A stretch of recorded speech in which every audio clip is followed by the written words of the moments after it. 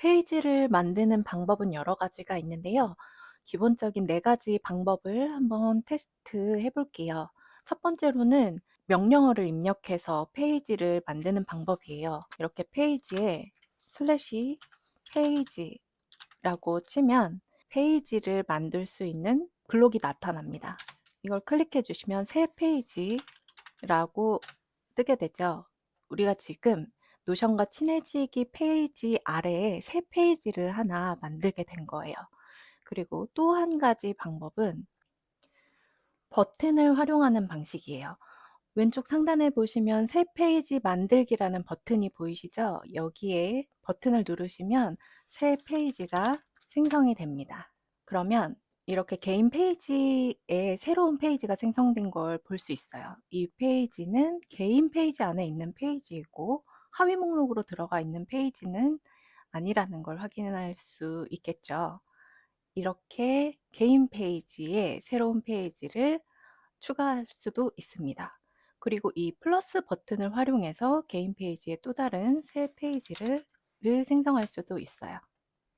그리고 만약에 노션역이라는 페이지 안에 하위 페이지로 생성하고 싶다라고 할 때에는 페이지 안으로 들어가서 페이지 옆에 하위 페이지 추가라는 버튼이 생깁니다. 버튼을 눌러주시면 페이지 아래 하위 페이지가 생성이 됩니다. 새 하위 페이지라고 지금 만든 페이지를 확인하실 수가 있죠.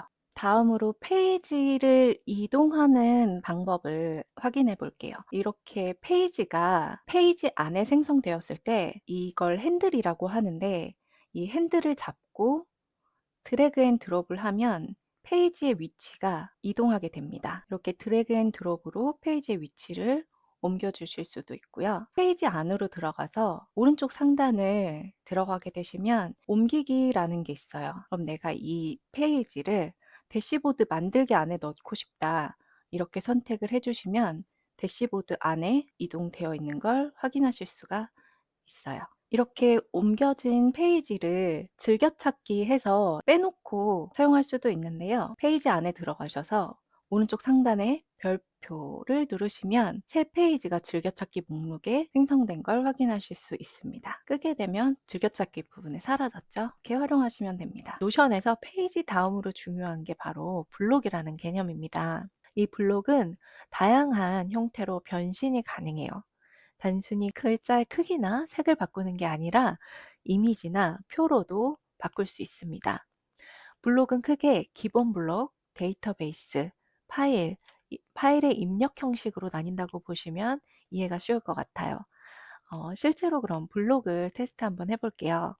블록은 점 6개라고 되어 있죠. 이렇게 글자 옆에 갖다 대면 주사위 모양의 점 6개가 생겨납니다. 이걸 바로 블럭이라고 불러요. 그리고 얘를 잡고 움직이면 파란 선이 위아래로 움직이는 걸 확인하실 수가 있어요. 이게 바로 블록의 위치입니다. 블록의 위치를 드래그해서 옮길 수가 있습니다. 그럼 이 블록을 어떻게 입력하는지 한번 살펴보도록 할게요. 블록의 입력은 슬래시입니다. 슬래시를 치면 블록이 나와요.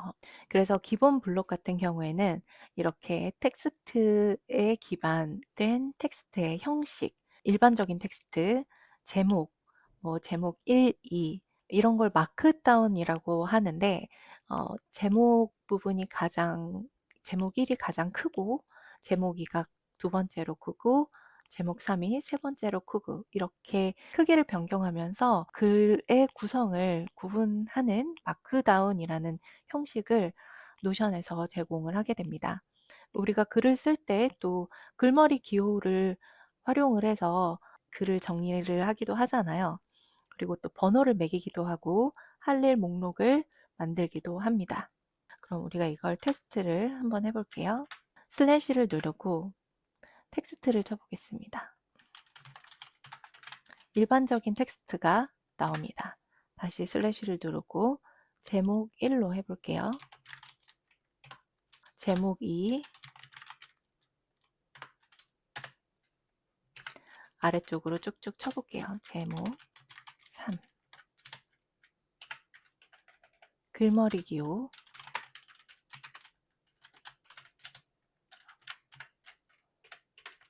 다음 번호 매기기, 할 일 목록. 이거는 제가 개인적으로도 많이 사용하는데 토글이라는 겁니다. 토글은 내가 감추고 싶은 내용들 있잖아요. 제가 지금도 이렇게 설명을 하면서 위에 설명이 끝난 내용들을 폈다가 접었다가 하는데 이걸 바로 토글이라고 합니다. 노트 필기 같은 거 할 때 목차만 보고 싶을 때 이럴 때 굉장히 유용하게 저는 잘 사용하고 있어요. 자, 이렇게 기본 블록에 대해서 알아봤고요. 다음은 데이터베이스 블록에 대해서 한번 알아보도록 할게요. 데이터베이스라는 개념이 또 노션에서 굉장히 중요한데요. 엑셀의 스프레드시트와 비슷하지만 훨씬 더 유연하고 강력한 기능을 가진 도구입니다. 텍스트나 숫자, 날짜, 파일, 뭐 이런 다양한 형태의 정보를 데이터베이스 안에 넣을 수가 있습니다. 그리고 또 이 데이터베이스의 보기 방식을 표나 카드, 달력, 뭐 보드 방식으로 다양하게 활용할 수가 있어요. 그래서 데이터베이스의 꽃이라고 할 수 있는 일정 관리라든지 프로젝트 관리, 고객 관리 등 뭐 이런 관리들을 데이터베이스 안에서 활용할 수 있다고 보시면 될 것 같습니다. 그래서 이런 데이터베이스를 볼 수 있거나 끌어올 수 있는 데이터베이스 블록의 형태는 이렇게 표로 보는 방법, 보드로 보는 방법, 갤러리로 보는 방법, 리스트로 보는 방법, 캘린더로 보는 방법, 타임라인으로 보는 거, 뭐 그래프로 보는 거 이렇게 볼 수 있습니다. 되게 이 블록의 종류나 형태가 많은 것 같이 보이지만 결국에는 이 기본적인 데이터를 어떤 형태로 표시하느냐의 차이이기 때문에 여러분들이 기본적으로 데이터베이스나 페이지의 활용도를 이해를 하신다면 이런 것들은 얼마든지 충분히 활용하실 수가 있으실 거예요. 그래서 이 부분은 대시보드를 만들면서 테스트를 해보는 걸로 하겠습니다. 다음은 이미지나 파일 같은 걸 넣을 수 있는 블록이 있습니다. 아래로 이렇게 쭉 내려보시면 여기 미디어, 동영상, 오디오, 코드, 파일, 북마크 이런 것들이 있죠. 이런 게 바로 미디어와 관련된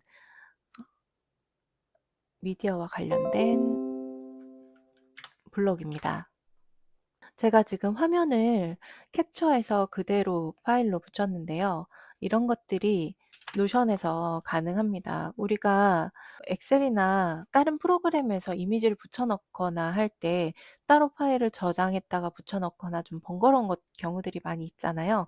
하지만 노션에서는 바로 복사한 이미지, 캡처한 이미지도 바로바로 파일로 넣고 반영할 수 있다는 거. 이것도 굉장히 유용한 기능 중에 하나입니다.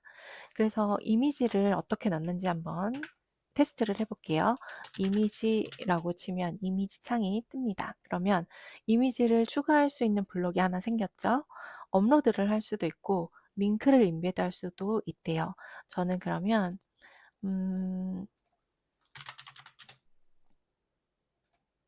아무 이미지나 한번 보겠습니다.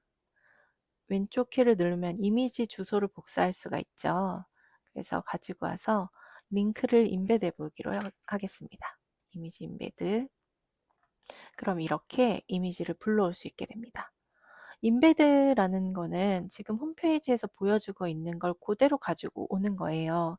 그래서 이게 변경되지 않고 내가 가지고 있는 고유의 파일이다 하면 고유의 파일로 입력을 해주셔야 합니다. 붙여넣기는 지금 제가 사진 캡처한 거 붙여넣는 거 보여드렸죠. 그리고 영상 같은 경우에도 가지고 올 수가 있어요. 동영상을 제가 만약에 영상 파일, mp4 같은 파일이 있다 그러면 제 파일을 업로드를 해도 되고요. 그게 아니다 그러면 링크를 인베드 할 수도 있습니다.